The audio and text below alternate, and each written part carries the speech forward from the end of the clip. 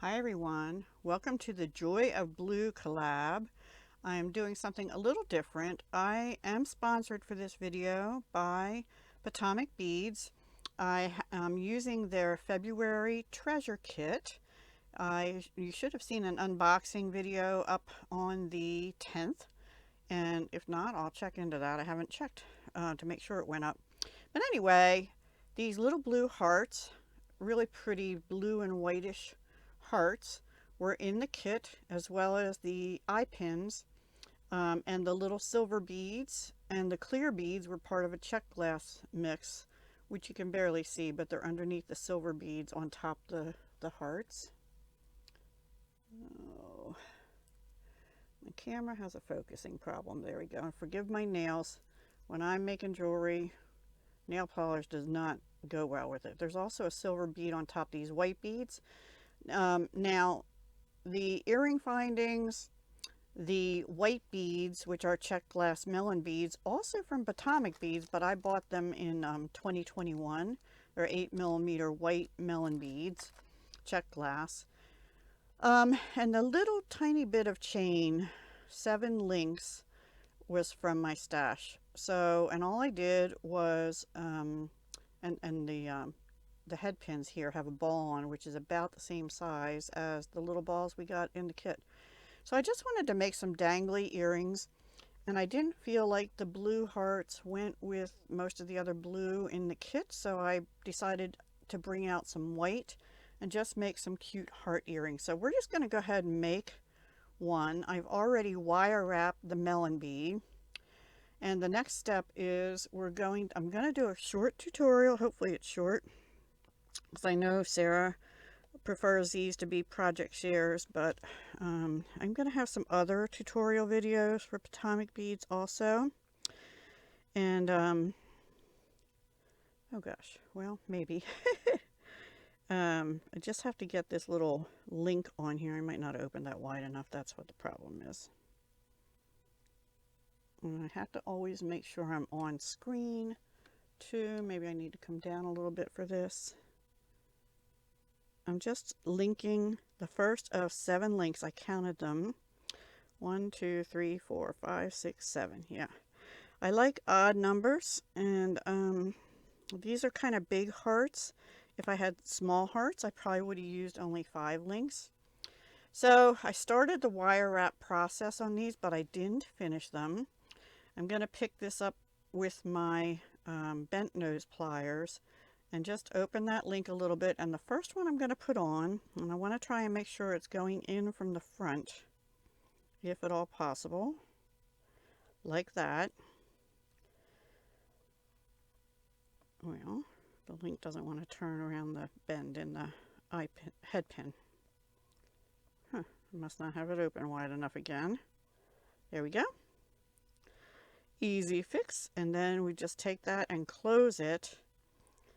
Now I'm going to show you also how I get enough space in here. I've shown it before. And then I just take another pair of chain nose pliers, or any kind of flattish plier. You don't want to use your round nose because it'll make loops on the end of the wire. And I'm just going to wrap around, hopefully 3 times. Yep. Like that. And then I come in with my cutters and get as close in as I can. Now, I use a lot of times my bent nose pliers, but I found that these needle nose chain nose pliers get in there much better to smush that little end down so that nothing is rubbing, and do the finger test and nothing is. So far we just have this, and that's cute by itself, right? Just a little single drop. I would wear that actually. Now I'm going to come in, and instead of doing in the middle, I'm going to go, well actually, let me think about that. I'm going to go up to, no, I will do the middle, and I think I did, let's check. I think I did 3 up. So here's the bottom in the last one. 1, 2, 3. So really it's the 4th link from the bottom, or 3 up from the last one. So we're going to count Let me get it straightened out. 1, 2, 3, and the fourth one here is where it goes in. All right. So we're going to put that in from the front. Hopefully. 1, 2, 3, and the fourth one. Because you want them to be even. Well, maybe you don't. And that's a design decision too. You know, you can do them however you would like. I have to flop that over so I can get it in. There we go. So it's in the chain. I'm wire wrapping it right on the chain to make it a little more secure. Now, that said, I'm not sure if this chain is what they call closed link, meaning it's soldered shut, or if it's open. And if it's open link, there's always a possibility that it could pull out. I'm sorry, this is blurry, but I'm just wire wrapping around 3 times like that, and then I'm going to snip off the end in the back. One day, if appliances in my house stop breaking down and cars and things, I'm gonna get a really high quality camera. This one was supposed to be, but it's not not doing its job well. So now we have 2, right, like that. Okay, and now we just have to do the last one. So we're just going to take this, and I take this one. I didn't start the loop yet. I take my chain nose, and I just know from experience that if I use the tip of those chain nose, and every chain nose is different. So if you're using, for example, this one, which is a much skinnier tip, you will not get the same amount of space there. And also, if your wire is wider, you'll not get the same amount of space there. So I have enough room for roughly 3 loops. Actually, that looks a little smaller this time, so let me just double check if I did that good. Yeah, it's fine. Okay. So now I know about not quite 1/4 of an inch down on my pliers, right? And I put it in there, and then I bend it back over towards me till it can't go any further. Turn the pliers, wrap that loop around, straighten this so I'm looking at it. So you want it to look like a lollipop, and that one got a little bit crooked there. And just straighten it till you have like a lollipop appearance. Actually, I need to come back around a little more and straighten this end. Can you see that? There. Lollipop. Now I'm going to take it out of the round nose, and I'm going to hold it with my chain nose, and I'm going to open that loop.